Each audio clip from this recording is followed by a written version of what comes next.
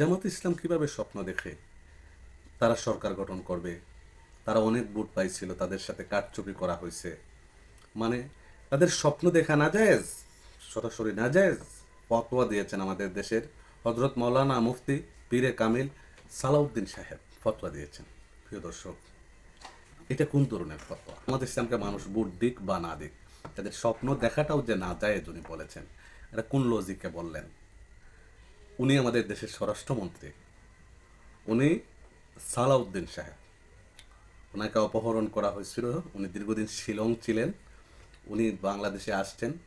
তারেক রহমান সাহেব বাংলাদেশে না আসার গুঞ্জন যখন উঠছিল, তখন একমাত্র ক্ষমতাধর লিডার উনি ছিলেন, সালাউদ্দিন সাহেব। অর্থাৎ আপনি ধরতে পারেন দ্বিতীয় প্রধানমন্ত্রী। তো দ্বিতীয় প্রধানমন্ত্রী উনি ফতোয়া দিয়েছেন জামাতের জন্য। তো উনি ফতোয়া দিয়েছেন জামাত ইসলামের জন্য ক্ষমতার স্বপ্ন দেখাটা না জায়েজ। অতি চমৎকার বক্তব্য। সরকারে আছেন, প্রশাসনের বিশাল শক্তি ওনাদের হাতে, তো এরকম বক্তব্য দিতেই পারেন। আমি মনে করি এই ফতোয়াটা ইসলামী ফাউন্ডেশনের মাধ্যমে স্বীকৃত করে সমস্ত বাংলাদেশের কোনায় কোনায় ফেস্টুন বা ব্যানার বানিয়ে লাগানো উচিত যে জামাত ক্ষমতায় আসার স্বপ্ন দেখানো যায়।